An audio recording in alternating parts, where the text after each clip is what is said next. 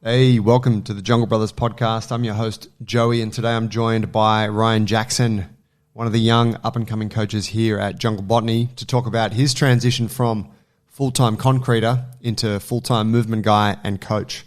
Really cool chat, and one of the big things that we notice with anyone that is wanting to transition into coaching, the PT game, whatever you want to call it, is that moving out of your old career is always a challenge because you come from stability, finances and routine and all that sort of stuff, and then you move into this new gig, relative instability, no security, and so it's a big jump. And I've spoken with a lot of people over the years that have had mixed levels of success with this. Some that have never made the jump purely because the risk is too great.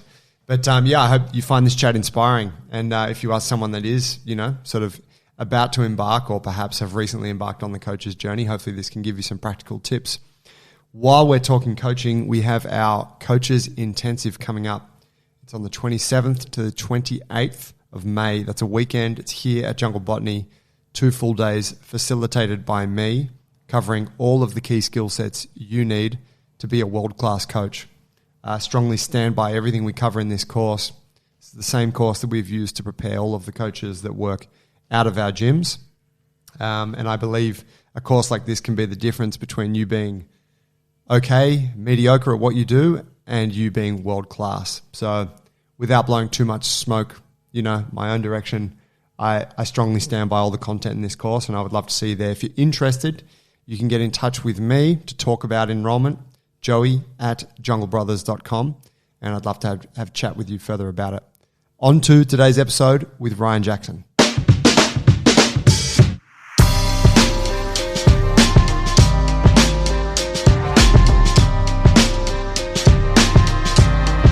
First time on the podcast? Got to be some nerves.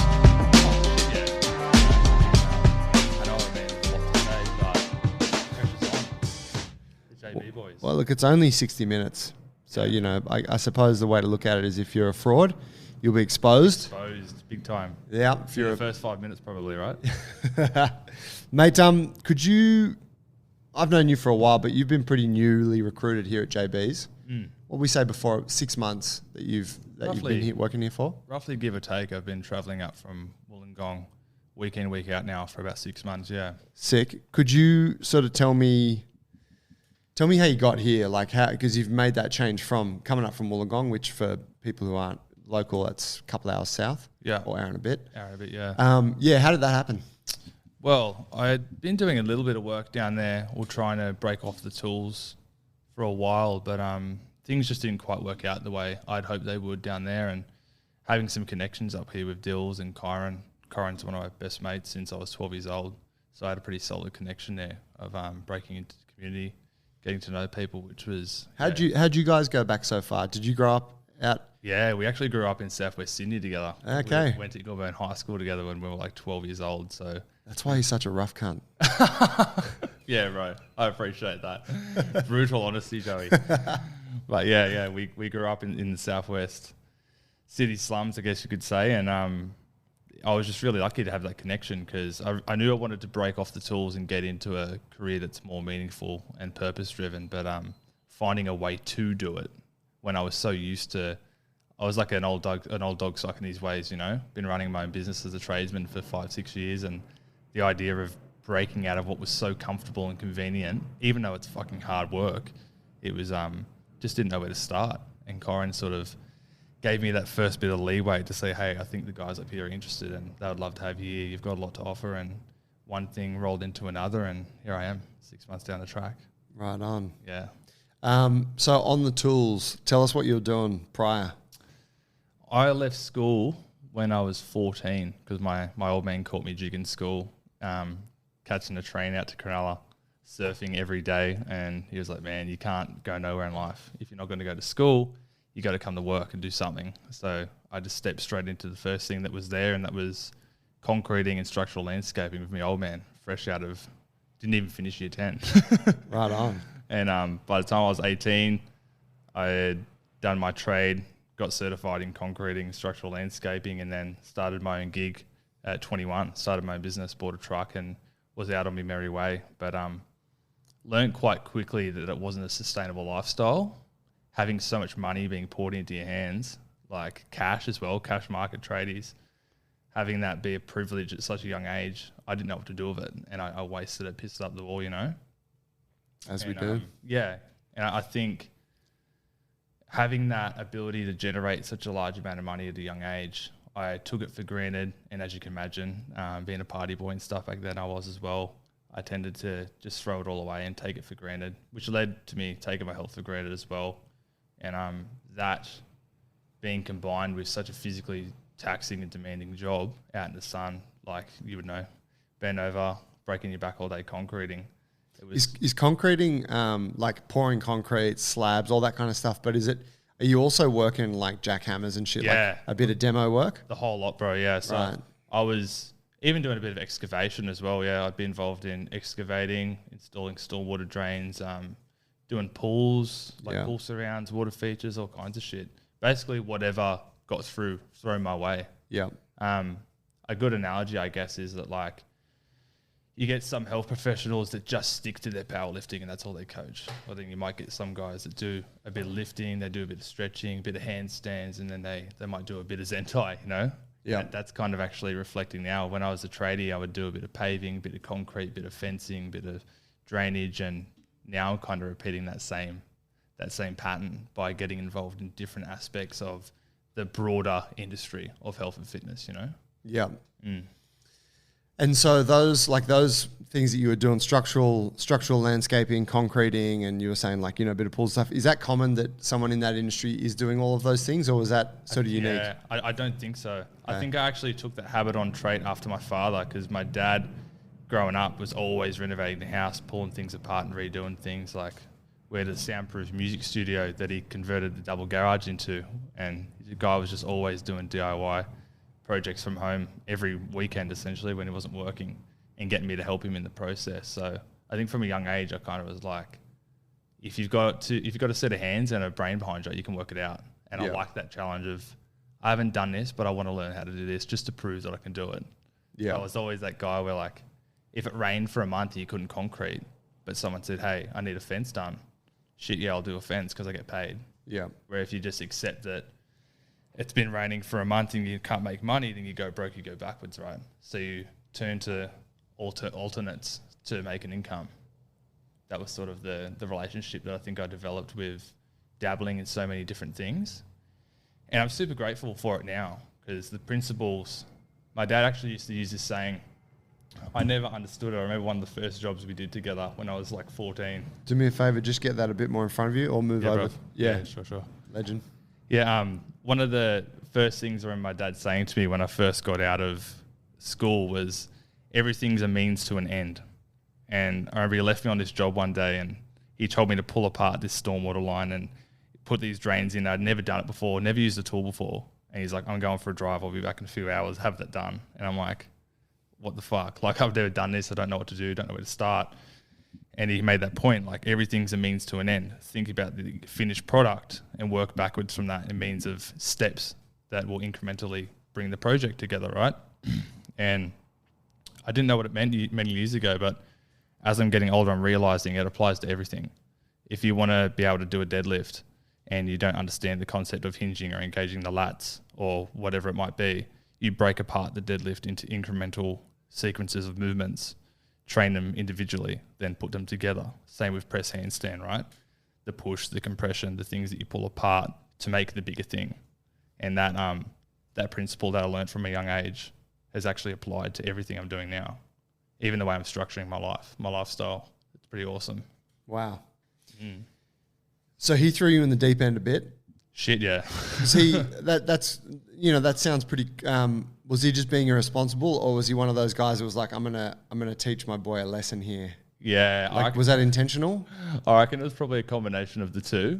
Yeah. Yeah. I mean, he was pretty hard on me, but at the same time, just that generation, bro. My dad's nearly 60 now, and I think most guys from that age are like, there's no sign of weakness to be shown. You work until you physically can't work anymore, and then you stop. Yeah. We don't eat lunch here. We don't drink. We don't drink water. We might have a couple of beers. You can imagine. Concrete of life. Coffee or something. Yeah. First brekkie of the morning, black coffee and a smoke. Yeah.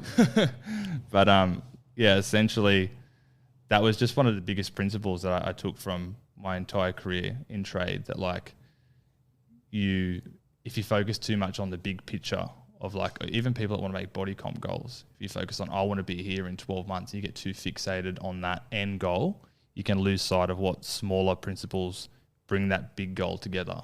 And it's a lot of stuff that you and Dills preach here about in business development too. It's all very relevant, I feel. It's interesting, talking about that generation of our fathers there. I find when I hear someone talking about, you often hear people, you hear it a lot with Americans, I find, when Americans are talking. My father always taught me, my father always said, he taught me and I always think, oh, wow, like my dad never sat me down and gave me life lessons, or never, like I learned plenty from him. Yeah. But I don't think there was ever a deliberate attempt to actually go, hey, boy, I want to pass something on to you right now, and this is important. Right. Like, hear this. So I always just question that when it comes up, like, was that an intentional thing from them, or was it more just that you gleaned that lesson from that experience with them? Yeah, I must admit, I don't think I ever had my hand held and said, like, here, take this tool and do this way. It was more so, go fucking do that. Go get that done. Fucking sort it out. Yeah, and it's like, well, how do I do that? You'll fucking work it out. Just think. Use your head, son, And I did. I worked it out, Yeah. I think, it was definitely an indirect way of learning. Yep. It was more so, watch me, watch as I do, and you will learn as I do, rather than giving me direct guidance. And I think that's just as effective, right? Some people learn better from listening versus watching. Some people learn better by doing versus watching or listening. Yeah. Some people just got to get in there and have a go to do it. And I think that comes down to the individual. But yeah, I've definitely learnt as I've learnt a strength, I believe, in watching and just doing, opposed to listening too much. Getting my hands on things and getting there and having a crack, that's definitely the way I learnt to evolve. And it's been a long time too, like 14, now I'm 27 this year. Old, bro. Oh yeah. Bruh. But bruh, I feel old. It's almost over, really. Being out in the sun since you're 14, breaking your back. I mean, I wanted to dive into this as well, but I think one of the reasons I've become so passionate about health principles and investing in yourself for longevity is because I did have a lifestyle for a long time that didn't serve or even consider an investment of my personal health.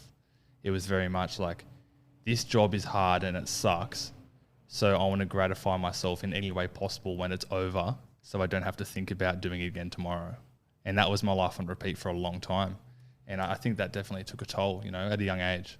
Not a lot of 15-year-olds drink piss every day at work in the sun and don't stay hydrated. But that's something that I did, until I learned that it wasn't sustainable, and it was like essentially running me into the ground. And I think taking those, there's a lot of guys that never break out of that pattern. There's a lot of tradesmen that are still drinking every day till when they go to bed at night in their 60s, and they never got off the tools and have the ability to self-reflect. And I feel really grateful that I went through that at a young age, and to have that realization before I'm 30 and have an opportunity to reverse or even, kind of put effort in restoring my health. Why not share those principles and values that I've learnt and be able to use them as an advantage of helping other people? That's something I've become very passionate about. Whether that means teaching people how to stretch or get strong, or even just get clear on what it is they want to do and why they want to do it for themselves, not the external influence of why, or maybe their parents influence them to do something, opposed to them wanting to do it for themselves, or pursuing something out of an insecurity because they don't feel like they can do the thing they really want to do, which I'm sure we can all relate to on some regard, That's like a big part of who I am as a coach, as a person. When did you... So 14, you left school, started doing the thing. 21, you bought the truck, started your own business. When did you get into the training piece?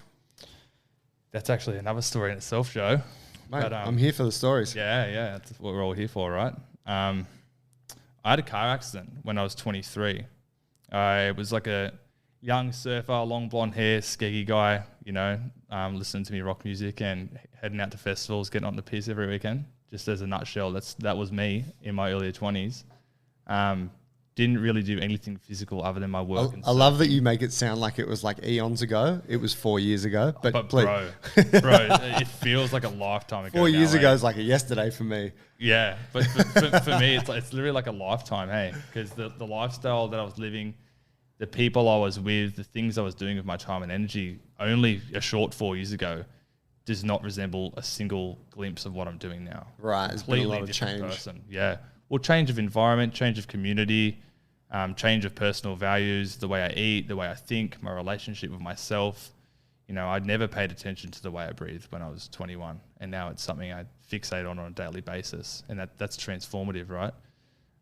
But yeah, long story short, I had a big car accident when I was 20, I think it was 22, 23. I rode off my van and had a pretty serious injury. I had multiple, I think it was seven individual fractures to my right foot, my cuboid, first, second, third metatarsal, broke my nose, and completely rode off my car and destroyed another car that I had to pay for, no insurance. Oof. And that kind of set me up for a journey rehabilitating I wasn't aware of at the time. I remember when I got out of the car, I got pulled out by the fire brigade. I went to go stand up and walk to the side of the road, just fell to the ground, and I was like, oh shit, I think I've sprained my ankle, hey. And they're like, man, just go sit down and wait till the ambulance gets here or whatever. And my shoe was on hell tight, and I remember I couldn't even get my laces undone because it was so tight. And because the foot had swollen up. But in my head, I had no idea, just naive, full of adrenaline. And once they cut my foot open, bro, it was just, it was a total mess. My foot was a total mess. And I had to go in for corrective surgery and have a whole bunch of plates and screws and fusions done inside my foot, which led me to, I was in a cast and a moon boot, didn't bear weight on my foot for about 8 months. So when I finally did start walking again, I'd experienced total atrophy of the right leg and didn't really understand how to bear weight or engage my right hip to any degree, especially through movements like surfing or squatting or concreting. I just couldn't do it. I just leaned into one side. I had no ability to engage that side of my body. And I think that became a fixation then, because everything I once loved and took for granted, I couldn't do with ease anymore. I'm like, why do I have to think about how to walk? Usually you just get up and walk. It's like, oh, I want that, I'll go walk to get it. And now I'm like, oh, fuck, how do I walk? How do I do this efficiently without being in pain? And having to relearn something as simple as walking completely changed my relationship with my body. So after a while of trying to just bounce back and not pay attention to rehab, because I would rather just do what was convenient and easy and try and swirl around it and cut corners, I learned quite quickly, oh fuck, I'm actually going to have to put in the effort to do this. Otherwise I'm going to be like this forever. And I became pretty fixated on wanting to rehabilitate to the maximum that I could. But I've had permanent fusions done in the arch of my foot. So there's some level of mobility I probably won't ever get back because of the fusion that's been done and the work they've done inside there. But yeah, having that injury set me up, I guess, to build a deeper level of awareness of what was going on inside my body and how I use my body to function on a daily basis, on a physical level. And just by getting hooked on rehabilitating and feeling out of pain again, I started to realize, wait, I'm actually feeling better than I felt before I had the accident now. I remember I tried to learn how to stand-up surf before I had the accident. I could never learn. And I ended up mastering how to stand-up surf after I had this work done to my foot and had to learn how to walk again. Wow. So to me, that was huge. I'm like, fuck, I'm never going to learn how to surf before I had the accident because I just sucked. And then I actually ended up learning to surf and mastered it after having all this work. And then I was like, well, if I can do that, what else can I do? And then that learned to I remember I was powerlifting a bit because, when you're a younger bloke, I still am, Joey, we get that. But young guys, they associate health and gym or fitness with just lifting weights. Yeah. Those guys just go straight to weights. That was where I started. I was lifting weights out of a powerlifting gym in Campbelltown, which was pretty cool. And I had a lot of What was the name of that place? PTC, MacArthur. Uh-huh. Yeah, a guy, Abed Moe and Corey Pokinghorn, a couple of mates from back there. Actually, both competed in the Australian Strongman, I'm pretty sure. Okay, cool. Yeah, they're actually legends. But that's where I started. just because I didn't really know what else to do or where else to go. And I had a few recommendations from friends, and it was sort of just like I'll do this to pass the time because I don't want to go back to my old habits kind of thing. And then I thought, yeah, fuck, what else can I learn to achieve? And then I conquered the handstand out of, I was heavily inspired by this yogi / professional bodyboarder, Louis Finnegan from WA, this young cat. And he'd broken his back a few times when he was in his early 20s surfing. And I watched him go from breaking his back to then mastering one-arm handstands and just moving incredibly. And being a bodybuilder. No, bodyboarder. Oh, bodyboarder. Big wave bodyboarder. Okay. I was like, fuck, that's a unique combo. Nah, big wave surfer, boog rider, but just super impressive. Rider. Yeah, boog, SE lid rider, bruv. Yes, bro. But yeah, just an absolute crazy inspirational human to watch what he went through and how he pushed himself and overcome so many injuries and moves better than 90% of the population, you know? And I was like, fuck yeah, man, like, that's Steezy. I want to be that guy. So I committed to learning a handstand, sucked balls at first for a good 6 months, and now I've ticked off a few big things within that, and still aiming to keep moving forward with my practice there. I think now that I've committed to coaching and changing careers, that sort of stripped back as much time and energy I had available when I was concreting. Because when I was concreting, I had a tendency to work hard for a week, make 5 or 6 grand, and then just have a week or two off and train and surf and live this mad life. Yeah. But it wasn't sustainable long term, right? Whereas now I'm learning to balance, okay, week to week, how can I make a good wage, get in the water, do my breath work, do my stretching, get a good session, and have a balanced lifestyle week to week, rather than having this week on, week off life. Yeah. You know, that's sort of been the inspiration for me. But yeah, ever since I've come into like full-time coaching and I'm making that transition, I've sort of toned back a little bit on how much I push myself to make gains quickly. I'm more understanding and being humbled by, this is a long-term game. Like if I want to get a one-arm handstand, I can't expect that's going to happen in 6 months while I'm doing all this other shit now, because you just don't have the time and energy to put into it, right? Yeah. And that's getting a lot more clear, being humbled by these things, most certainly. Would you say so it was the car accident that got you into the training primarily? It got me into building a deeper relationship with my body. I feel like I didn't identify with my body at all. Did you frame it in your mind in that way back then? Because saying it like the way you put it, I think, you're a very thoughtful guy. I would say you're quite exceptional in that way, thoughtful beyond your years, and you obviously put a lot of, like, you think a lot about these things. And so did you think about it like back then? Were you like, oh, I don't have a relationship with my body? Or were you like, I'm fucked, I need to get big, or I need to, I think initially it had nothing to do with being big. It was like, holy shit, I was never aware of the fact that I just walked around and took my body awareness for granted. I didn't think about my body ever. Even if I was in pain, I was like, oh, fuck, my back hurts a bit, but what would you do? What can you do for that? I never would have even thought to do something for that. But once it came to a point where it was inhibiting and limiting my ability to perform in basic day-to-day tasks, I was like, shit, okay, this is a problem. It's a problem that needs to be solved quick because I'm so young. And that's always been the driving factor. I think initially it was just getting back to a point of baseline health. Once I reached that and even started exceeding that because of the yoga practices and things I was doing, I was drawn towards wanting to challenge myself in seeing how far I could push beyond baseline health. Yeah. Like what can I exceed or what can I excel in beyond just feeling good and being outside of pain? Like learning the handstand is something that's incredibly hard and it takes a lot of resilience. I'm sure you've been through that journey yourself. And learning it at 24 versus a young kid that learns at 6 years old, very different path. And for me, that was a combination of challenging myself mentally, having resilience, and I guess with certain elements of health practices, you can cut corners to get results. Like, we all know that you can use gear and there's supplements you can use to get places faster if you really want to, but try apply that to handstands. It doesn't work. You have no choice but to do the real work. Yeah. There's no corners to cut and there's nothing to hide behind. You know, there's no secret stories there. I mean, there are corners to cut. It's called calisthenics. In regard to what? Wow. They, pumping out low quality fast handstands and, But, like seeing it. It's a joke though, but I'm more sort of pointing to the quality piece there. Yeah. That goes into, when you really want to, you could say master, but when you really want to own that skill and you want to own it to a high degree, there's nothing you can do besides do the work. Yeah. And it's funny because that same principle does very much apply to life.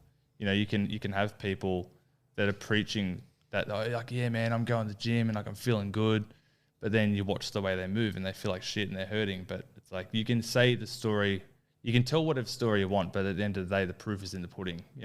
Yeah. Like you can preach that, oh yeah, like I really want to start surfing and I've been getting in the water a bit, but then the next time you see them in the water, they can't stand up. It's like, have you really been surfing? And I think I had a bit of a tendency to do that when I was younger, but I realized it got me nowhere. And I think to not actually commit to things and see it through. Tell yourself that you're committing more than what you really are. Yeah. To make yourself feel validated and better about how shit you really feel for not doing the work. Yeah. But then you actually look at the polar opposite end of that when you do apply the work and you see the results being, fruiting and being yielded. It's so rewarding. It's so rewarding to know that, holy shit, I applied myself to something I didn't think I was capable of, and now the results are coming and I'm living and embodying that practice. That's just like, I think that's the purpose of life, Brian, in a nutshell, to evolve, to challenge ourselves, see what we can, see how far we can push ourselves in means of developing as individuals and like being able to offer and share that with a broader community and impact people's lives in a positive way. It's something that I think I'll be pursuing till the day I'm gone. It's just me. It's Ryan. Ask anyone in the community, bro. Like, that guy's deep as fuck and he's just so passionate about helping people, How about this as a counterpoint to that? Because I don't disagree. I think it's a beautiful notion and, Hit me with it. Counterpoint, and this is coming from, say, the community that we're familiar with, the movement community, where it's all about personal development, my practice. My coach has given me this workout, 3 hours a day in the gym. You look at most of the movement practitioners we know, they're grinding it out by themselves in a gym, usually with earphones in, or like it's a solo thing. Yeah, we chat to each other and, man, hey, how fucked is that thing? Oh, how you going with this? There's an element of community to it, but it's largely an individual pursuit. Compare that to, and remember, I've been through this as well, and I'm all about that, right? But compare that to someone that doesn't give a fuck about the movement community, someone that's out there providing medicine for kids in Africa, in a part of the world where there's no resources and fucking no money. What's more important? And so what I'm pointing to here is I agree with you, but I also think there's an endpoint to each of our personal development where it's like, you must develop yourself. You have an obligation to work on yourself, work on these things. However, if all you do is work on yourself, where does the point come where you share or you work or you help others or you start to contribute more towards the collective? I feel like this is where my relationship with studying the work of Paul Chek comes into the bigger image. I believe that we're all in our personal journey of development. As you said, I'm still a young cat. What I'm doing in my idea of making an impact on the world at 27, I have no doubt is not going to be what I'll be doing when I'm 30 and 35 and so forth. I think we do the best with the tools that we've got. And right now, I'm acquiring the skills and tools that I need to make the impact that I'm capable of at this point in life. And I have no doubt that as I acquire and develop further skills and education and experience, life experience working with people, that the way I perceive value in helping others is going to continue to develop into a broader audience, a broader way. And I mean, you've already noticed like the breath class that we do here, right? A lot of the message that I'm preaching there is to have a class that's free of expectations or sets for reps. coming into the gym and not being satisfied unless you hit the target of what you set for that day. That's, coming in having a goal, you're right, it's one thing. But not setting that goal, not achieving that goal, and walking out of the gym disappointed in yourself is not healthy either, right? And I think that... I might push back on that a little bit, but continue on. You sure? Well, yeah, I don't want to disrupt your flow.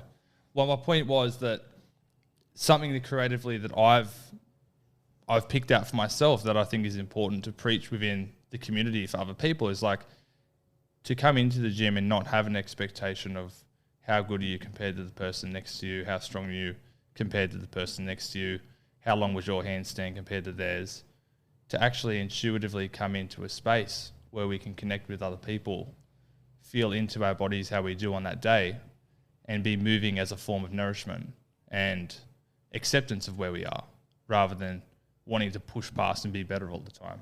And I know there's a time and a place to push, but there's also a time and a place to pull back. Yeah, I agree. Push forward and pull back. Polarity, which is like, that concept of yin and yang, working hard, resting hard. You can't do one without the other, in my opinion.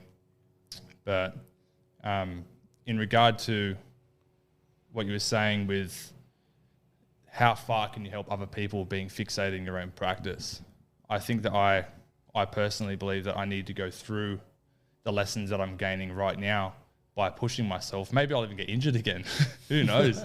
maybe I'll tear my hamstring and go, fuck, I'm pushing too hard again. We'll get you back on the show if you do that. So, Yeah, pull me up on it, my bro.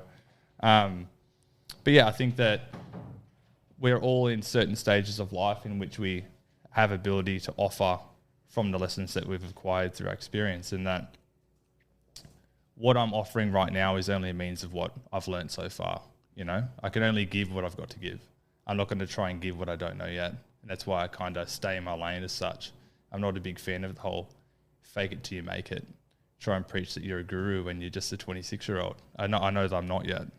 And that might be where I aspire to be in 20 years from now. But for now, I'm just sticking in my lane and doing what I know I can do to help people make an impact. Yeah, good response. I totally agree. And, my point was not to disagree. It was more just to, I do see...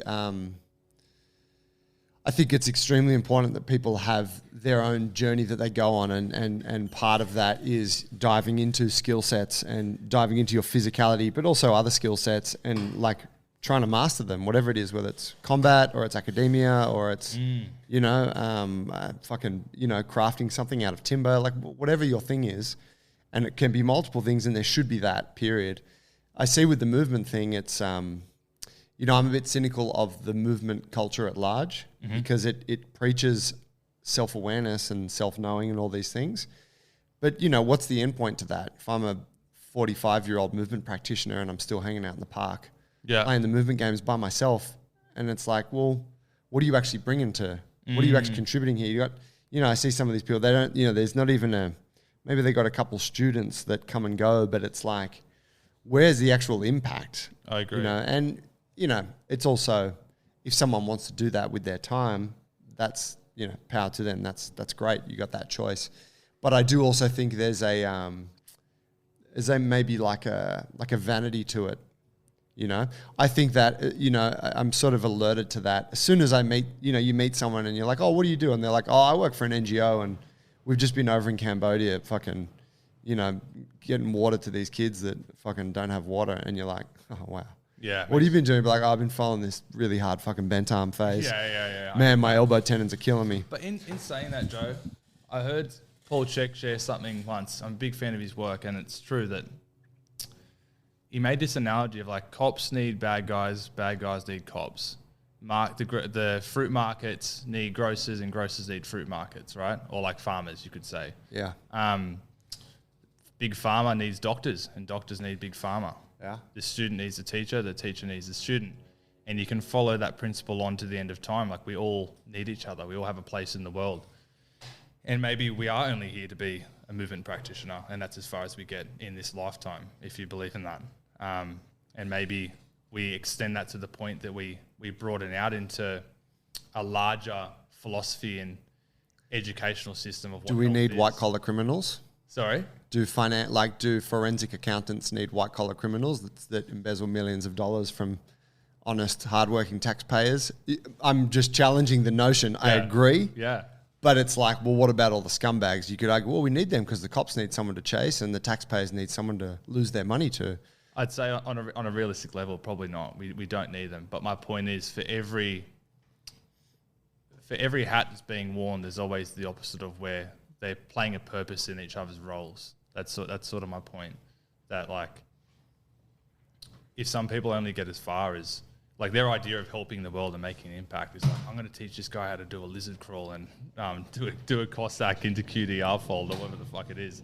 Some people get so passionate about that, that like their heart contracts to that so much that they feel that's what they've got to commit their life to. And maybe that's just a stage of development. Maybe people don't break past the fact that, oh shit, I'm just dancing in a park with a few guys in my 50s.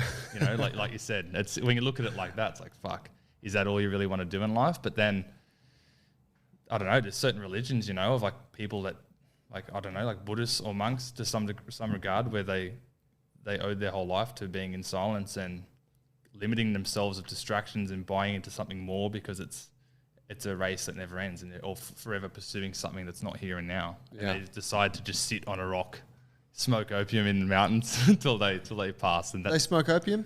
Oh, just a claim that my dad makes about gurus that you know, they become so enlightened that they take that vow to stay silent and just engage with nothing and be still forever. You know, it's true. Like, how does that change the world, right? Yeah, that's a good point. Yeah, if the world needs, perhaps there's a vanity in this self-mastery, right? Maybe, bro. Just maybe teach everyone to sit still.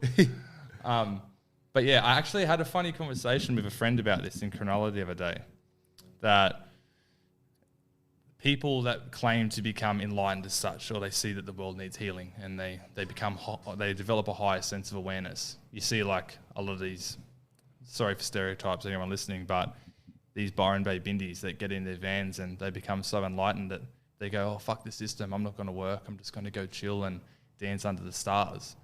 Like, that's all well and good for you because you're escaping the system for yourself, but where is that contributing to helping others, like you're saying?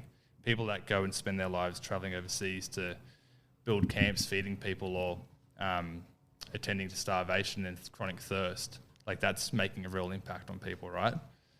And I think at one point I kind of wanted to be that person that's like, oh, like none of it matters, it's all made up. We could just run away into the stars and forget about it all. But that doesn't contribute to anything other than myself and my own fulfillment, my own validation, right? And in a nutshell, even though where I am at the moment as a practitioner, coach, whatever you want to call me, is mainly focused in the elements of movement, I have great intentions to further educate in, like I mentioned Paul Chek just before, his integrated system of holistic health therapy. That's something that I see myself pursuing largely in the future. Our connection to each other, our connection to source, our connection to nature, the benefits of regenerating soil and being able to live sustainably in means of everything that we need to sustain life on Earth. Because I very much agree that that's something that needs to be attended to for us to sustain life as humans. And that the Earth is something that needs to be tended to? Yeah, most definitely. Well, it's the source of all, right? Like the air we breathe, the water we drink, the food we eat, it's all a product of nature, which is beyond us. It's beyond our ego and our want to do a handstand or a push-up. I think seeing sense and purpose within the initial forms of practice, which for me has been yoga and doing these movement practices, I've definitely taken the initial lessons, but I know they go much further than that. They expand outward from myself. Goes from the I to the we to the all. That's another preaching of Paul Chek's, you know. The first stage of opening your level of awareness begins with self-awareness and reflection. Then the ability to integrate that awareness and empathy and compassion to others, each other, the community, people you love and care about. And then beyond that, outwards to what holds that together, which is our food, our abilities to sustain ourselves and have a healthy quality of life, right? And I think that's... Do me a favour, just get that mic a bit closer to you. We're going quiet again, bro. Yeah, you're drifting a little bit as you're going deeper. Yeah. Continue. Paradox. But yeah, it's the yin and yang. Yeah. In a nutshell, though, that's sort of my point, you know. I guess at 27, I see I am where I am doing what I'm doing. I have baseline level and knowledge of breath, movement practices, and healthy lifestyle habits, and I aim to continue educating myself so I can use that knowledge to benefit broader and broader and broader scopes and audiences of people, and even outside of people, like to contribute to the health and restoration of the planet so we can all stay here, keep doing mad shit, keep laying in the sun and enjoying how beautiful life is, you know? Tell me the way that, you know, the thinking and the depth to that you have, you know, that you've touched on. You said, ask any of my mates, they'll tell you. You know, was that? Do you know where that came from? Is that something that was taught or cultivated? Now we're going deep, bruv. Yeah. Did you get a hold of some Scientology books early on in the piece? I think there's a few levels to that. Anyone that knows me well enough knows that I dabbled a little in plant medicines when I was, well, actually a bit more than little, let's say.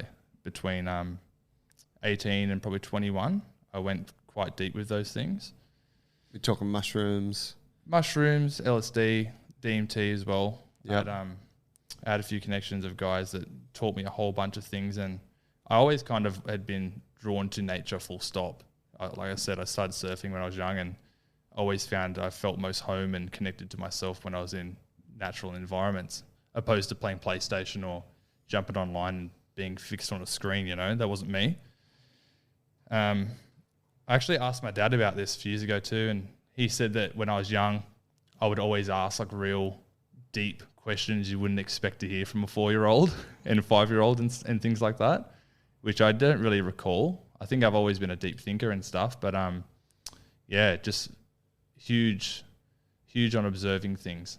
And I try to observe myself as much as others, because that's the thing, right? We can all have opinions of the world and how things need to change without looking inward at ourselves.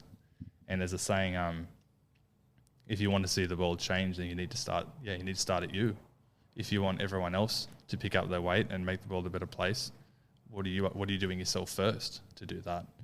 And I've been inspired by Jordan Peterson. You would be familiar, clinical psychologist. Familiar. A lot of his work, I've just make your bed. Yeah, get up, make your bed, incremental change.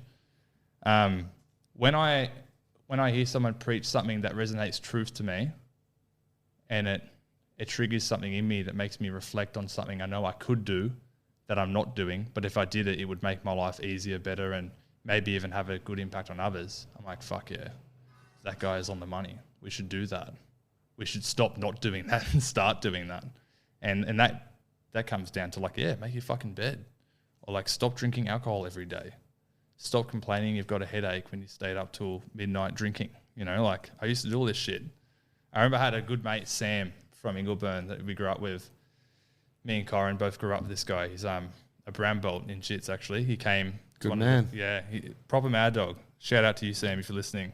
But he made a point once when I was younger, and I remember I was like, I don't want to be like my dad when I'm fucking 50 or whatever, you know? And he's like, no offense, bro. Like, I love you, but what makes you think you're not going to be like him? And I'm like, why? What are you saying? You know, my heart dropped, bro. And he's like, well, you know, he drinks a lot every day, and you're going home and drinking a lot every day, and you're kind of doing the same job as him. You're doing everything he's doing. How do you think you're not going to be like him? And my eyes just lit up. I was like, holy shit, this guy's wise. When really it's simple, you know? Just that ability to reflect on yourself and how you carry and the actions and decisions that you make. It's everything. So I think that's, yeah, I could go on and on this topic till the end of the potty, bruv, but it's always been in you. Yeah.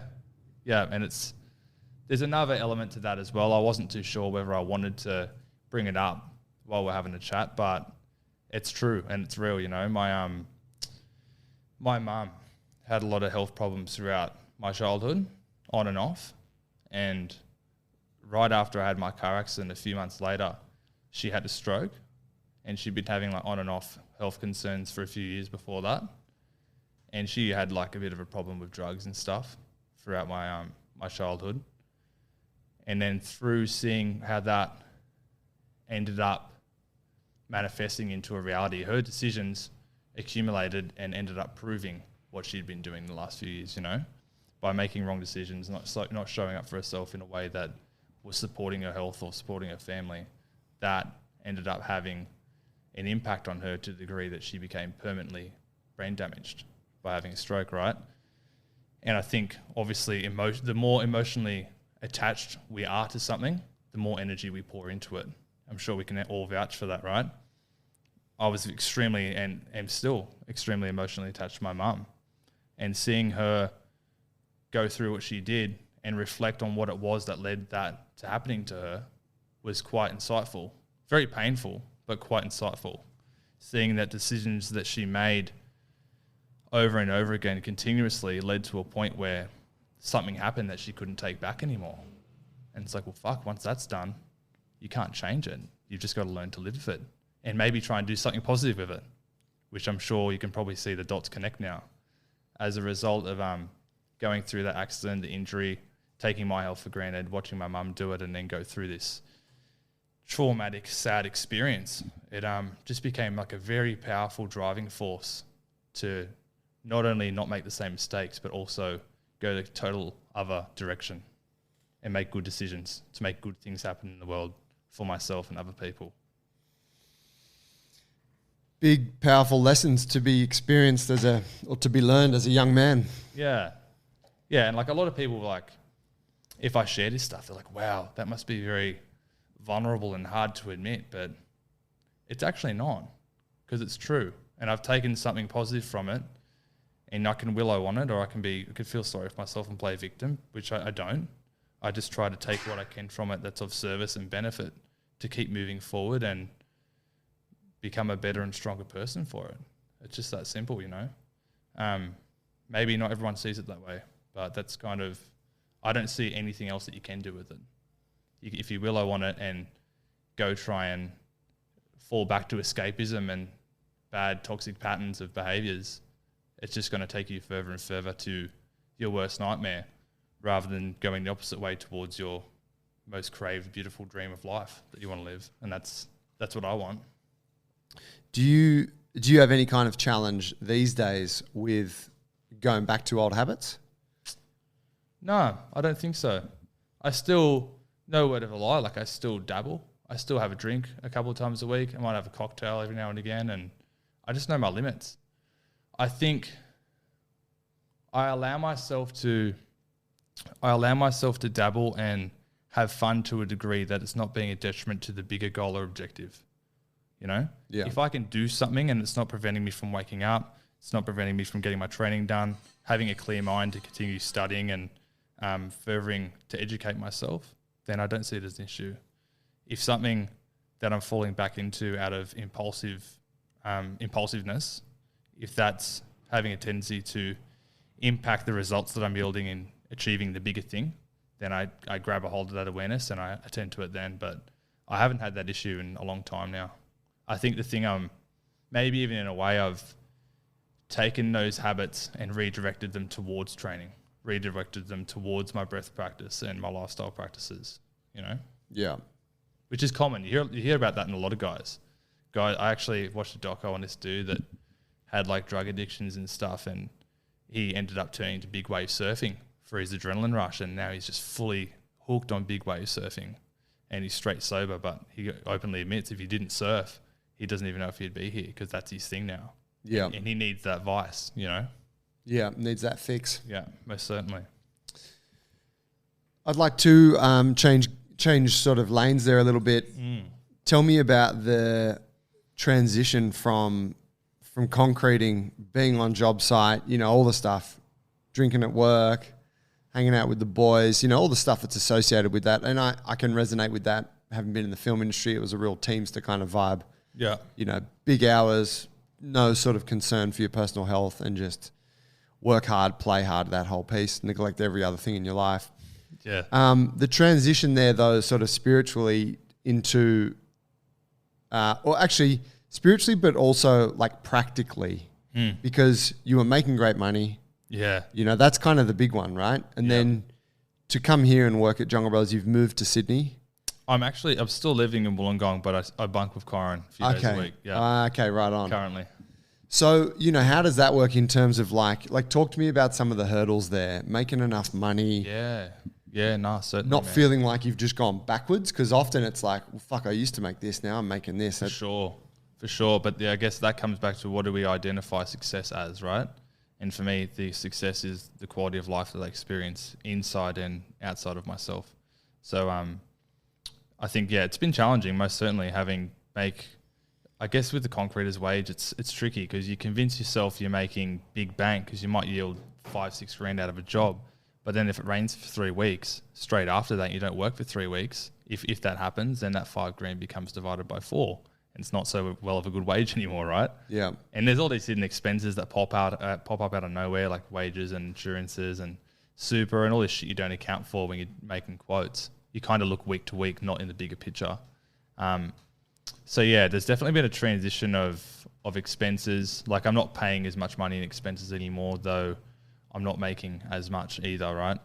And I think the biggest one has been, you'd probably have a good term for this, but the process of delivering my product now is much, much different. I guess before I might have a chat to someone on the phone and confirm to go have a look at this job, takes 10 minutes phone call, you go out there, measure it up. Within an hour, you've worked out the quote, you send it off. And there might be a potential to yield, 6-8 grand out of that job. It's one person that you communicate with. You get the job, you do it, you work hard for 3-4 days on your own accord, show up when you want, do it when you want, you get paid, and then you're sweet. Whereas with this, moving into coaching, you're communicating with so many people all the time. I'm not used to being in such depth of vulnerability communication with people quite consistently. Like people come in, they express that they've got this injury that they want to get over, and they're pretty keen to do PT, but they don't know if they can afford it. And you're like, oh, can you not? And then they might come do one session for $100 and never come back. It's like shit. A lot of time went into just making that one sale, right? And I'm still learning how to find my feet there because I'm having to engage with a lot of people to make a lot less money. Whereas before, have one chat to one guy for an hour, send him his quote, work my ass off for a few days, and I'm sweet for a month. Whereas now it's very, very different. But in saying that, I'm meeting people. I'm learning. I'm engaging in conversations that I relate to. I'm not, like you said, some of the guys that you kick around with in trade, they're pretty rough guys. A lot of them have big hearts, and they do the best with what they can, with what they've got. Great people. Yeah, exactly. Like same as us, just whatever. Yeah, well, some of the guys I used to work with now, they laugh at me, bro. They're like, "Oh, you and your yoga, you fucking weirdo," and they think it's funny. They see me on the odd occasion. I'll still do a couple of days just to stock up on cash. Cash is king.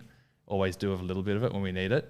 And yeah, when I go back and do some days for these guys, and I'm stretching before work and stuff, they just observe me like I'm some sort of foreign animal.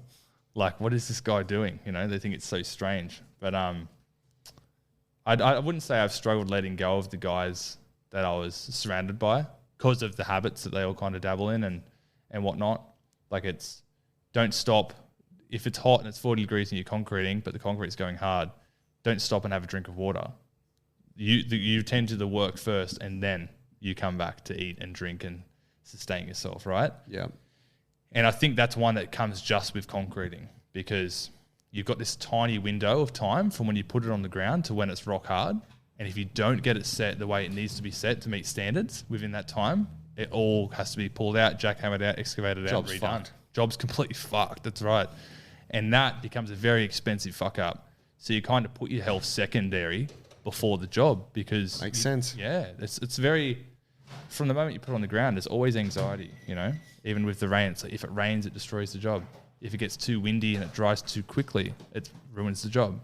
And people get fickle, because you get these humans that have spent 30, 40 years saving to build their dream house. They put the last thing down, which is the driveway, and they're looking at every little thing, bro. It's like, how perfect is this driveway for our dream home we've always wanted? And if there's one thing out of place, they'll pick at it, and they don't pay until it's fixed. So, yeah, sure, I'm not making as much money, and there's a few challenges, but at least I don't have to deal with that shit anymore. Like, that's great. That's awesome, Day to day, much more happier, living a healthier lifestyle, no doubt. I've got the freedom to learn. I've got the freedom to train. I'm hanging out with absolute legends in this gym. Community's awesome. So I think overall I'm not too sad. I'm just learning to adjust. Yeah, and I have a lot of faith that where my heart lies and the intentions I have, where my values are set, I'm going to do good. I'm going to make something of myself, bros. Declared here on the show. Yeah. Until time eternal. Yeah. Yeah, I don't doubt it, man. And I think something else that we touched base on just before we jumped on, Zentai Shiatsu, this bodywork practice that's quite new to me. I've only been practicing for a bit over 12 months now, but ever since feeling drawn towards this physical hands-on practice, like we mentioned earlier, I'm a deep thinker, right? Quite a, what'd you say? I'm quite an emotional, vulnerable human. And wait, I didn't say that. You said that. Yeah, I said that. Yeah, most certainly. But I'm a deep thinker. I wouldn't describe you as vulnerable necessarily. Well, open. Yeah. There we go. Better word of choice. But I've noticed since practicing this body work, I made a little post about it. It's a way that I can express myself physically. I can utilize my knowledge of the body, and I can utilize my essence of spirituality, if you want to call it that, whatever you want to call it. My emotional openness also comes into a part of caressing and healing someone's body, right? And I wasn't getting that cup filled from PT as such. Still love PT. It's physical. I'm ticking that box, and it's dabbling in anatomy and studying the body, which also ticks a box. I love that. Because the PT is mostly more mechanical, strength, mobility. Yeah. But as we said, this deep thinking part of me, this intuitive, spiritual essence of me, as you wish, or as I wish. Fuck, I hope your concreting mates are listening to this. Oh, I love it too. I hope my old man hears this one. I feel like that cup is being very much filled from this bodywork practice, and I'm really fucking excited to see what comes from that. Because it's only been a short time, and I'm already progressively making more progress with the bodywork stuff than what I had been with the PT. And I guess it's also a niche market. Not a lot of people dabble in this bodywork practice. Yeah. Whereas there's a shitload of handstand practitioners, a shitload of Edo students, a shitload of powerlifters. I think moving into something that's a bit more niche and seems like it's well aligned with me as a person, I think there's big potential there for me. Excited to see where that goes. What is it? Zentai Shiatsu. It's a combination of Zen Shiatsu, which is a Japanese practice, traditional Thai yoga massage, and Western influenced osteopathic techniques and adjustments. So it's soft tissue releasing, joint mobilization, soft tissue hydration, partner stretching. Wow. Really like osteopathic chiropractic adjustments all in one practice. The mentor, the man himself, Gwyn Williams, is the guy that I've been learning from up in the Sunshine Coast.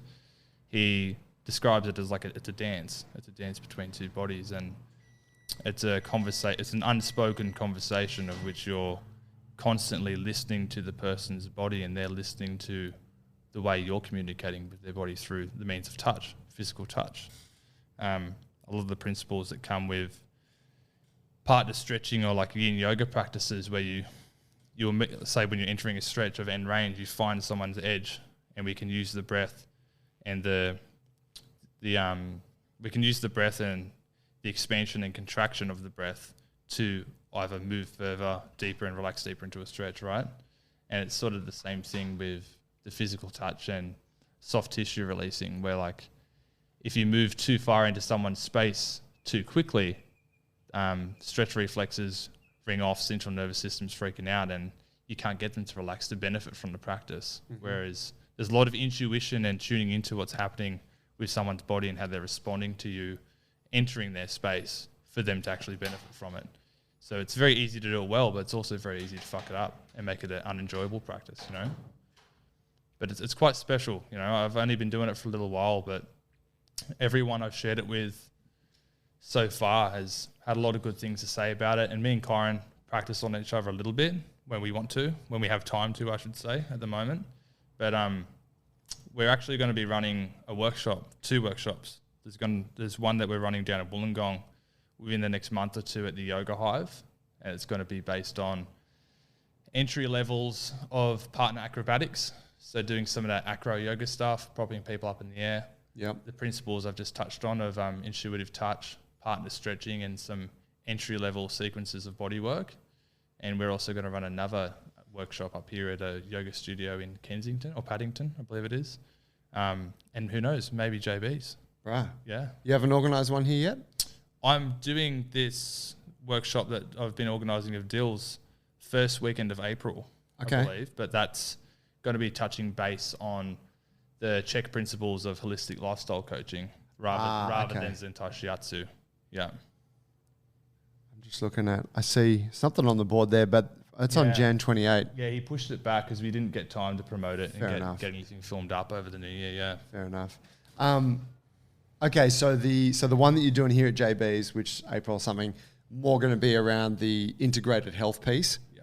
Whereas the Zentai Shiatsu thing, that's what's going on at these yoga spots. Yeah, I'd fucking love you to do one of those here. Yeah, I think everyone would love it, man. Like, I had a little bit of exposure to something very much like it through Bruce Scott. Yeah. You know him? I haven't, but Called The Body Magician. yeah, cool. He's in Coogee. Yeah. And I had a real hard time articulating what he does in his sessions, but he basically is like, has a room just with a little kind of mat, and he's like, yep, lie on the mat, and then he just starts manipulating your body, and before you know it, you're like up in the air, and and he's I'm probably carrying a bit extra weight, but he's just like hanging me and Pulling you apart. dude, and every single time we did it, I would fall into the deepest sleep. Yes. The deepest sleep. Yes. And he would say, oh man, you were went, gone. he said you were gone like real early Transcending. today. He's like, I was gone while I was in the air, and then he's still doing shit, and then puts me on the ground, and I wake up and I'm just asleep in this Where the fuck thing, did I and just go? he's off to the side of the room practicing his breath. I'm like, whoa, how long have we been here Yeah, for? what just happened, right? So I really, it's quite an impactful therapy. Yeah, certainly, man. I think it's something that another principle I'd kind of taken from learning under Gwyn with this practice. He uses this analogy. He says, we learn the dance to forget the dance. And I didn't know what he meant initially, but it applies to a lot of things. Like when we learn how to drive a car, we learn to drive the car to forget how to drive the car. So we just drive it. You learn the drills in jits to forget the drills to just do jits. And So you mean so that the things become subconscious? yes. Yeah. Yeah, so when I was learning bodywork practice initially, these initial gestures, you get so caught in your head of, am I executing these the same way he is? Am I doing it right? To the degree that intuitive touch falls away, and it just becomes this clunky on and off poking of the body that's very uncomfortable and unnurturing, And then it gets to, like, it took me a while, probably a good 6 months of practicing consecutively to get to a point where I could do away with the ideas of like, what am I going to do? How am I going to do it? Where I can just have someone laying in front of me and just start manipulating, feeling, assessing their body, and I guess intuitively discovering where it is that they need treatment, opposed to like, I'm going to repeat this 28 or 35 repetitive gestures on you because it's the only pattern I know how to do. Yeah. Because like you learn this initial level 1 sequence, which is 90 minutes, and you learn that to the back of your hand where you don't need the book to reference anymore, and you get really good at that. And then there's a whole nother level of like 800 gestures beyond that, where eventually I would imagine it's quite similar to jiu-jitsu. Even Nate, because Nate's dabbled in a bit of this Sentai as well. Me and him are actually, we're doing our therapist training this year. He made that point. It's like a yin version of jits. Yeah. Right, jit is yang, and then this is like a yin version to that. And yeah, it's super cool, interlocking limbs and exploring movement and the means of physical touch. There's so many elements to a way you can impact people through this physical treatment. It's quite a beautiful practice. Yeah. That's exciting, man. Yeah. I'm pumped to see where you go with that. I think it's like you said, it's kind of nichey, and it's a necessary thing. Like, we all know it. You see it in the gym. You teach in a class, whatever. You get people touching each other in a drill or a warm-up game or something, and people's fucking spirits light up. Yeah. I think that's why people love jiu-jitsu so much, because you just get touched and squeezed. And Oh yeah. even if the intention is to attack, it's still this physical, like, mechanical thing. Connecting with people. Yeah. Yeah, and I think particularly here in the West, we just lack it. Yeah. So yeah, I think it's beautiful that you guys are diving into that. I see a cool opportunity. I think like another thing is too that sort of came full circle here, but that point I made about the class I'm teaching downstairs is that it lets go it lets go of any expectation of where you should be and how you should do it. For the person receiving, they just have this opportunity to just totally let go of all tension, let go of their thoughts, let go of what their body should feel like or where it should be going or moving. And you're just fully holding responsibility for someone for 60 to 90 minutes. And I don't think we realize sometimes how much benefit can come just from fucking stopping for once. Because the world doesn't say stop. The world says, come here, buy this, tune this, sign up to this, pay for this, buy this, go here. There's just this, it's like with social media, the world we live in, everything is always grabbing at you. Come here, do this, be this, buy that. And then we have this one opportunity to just sit down and, like you said, 60, 90 minutes goes by, you open your eyes and you go, holy shit, did I just go to another world? Like, I haven't done that in so long. And me and Kyron have both had like clients now that unexpectedly just break down and cry during practice. Wow. I've had a few people just absolutely break down and cry in front of me, and I'm like, holy shit, like, have I done something? Initially, I'm like, have I done something? Have I triggered you? And at the end, I haven't been touched like that in my life. I've never been touched in such a way that I've felt held like a baby since I was a baby. And, like, maybe a lot of vulnerability in that for some people, but I think it's extremely healing. I think it's good to slow the fuck down and just do nothing for a while and let go of tension, let go of thoughts, and allow yourself to stop. Yeah. Maybe I'll do a session on you sometime, bro. I'd love to. Yeah. Please do. I reckon it'd be awesome. Yeah. Pay for it. It'd be a pleasure. Yeah, we should do it. We'll tee that up. Okay.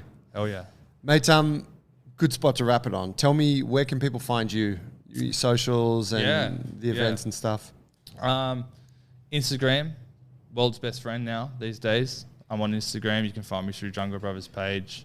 I'm on Facebook, but don't use it so much. I'm actually going to be branding myself within the next couple of months. I've been meaning to do it for a while, but just haven't made the time. I'm going to brand myself and actually have a set of colours and intentions, and maybe try and get something a bit more professional, promote it up online, open a website and all that kind of stuff. It doesn't come naturally as concrete though, Joey. We'll just have to, might have to get a spare set of hands when I wrap that together. But for the time being, just Instagram, bro.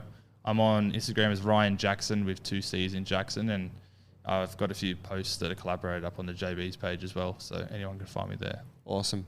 Yeah. And can people find information about the upcoming workshops there as well? Yeah, there's going to be a post going out next week, I believe. I've spoken to Dills. We're going to get a post to come up to post on the JB's Instagram in regard to the Holistic Lifestyle Principles workshop. That'll be running on the first weekend of April. And I'm also going to collaborate a few posts with Kyron up on my Instagram that'll have details of venues, dates around the Zentai introductory bodywork workshops as well. Awesome. Yeah. So if you're listening, get on that. I'll put a link to Ryan's Instagram and the gym one as well on the show notes for this, so you can hook up there. Bro, thanks for sharing your story today. Thank you very much, my man. Appreciate it. Thanks, guys, for listening. Yeah, cheers. And guys, hey, if you really enjoyed the episode, please show some love for the show. Share that episode with a friend.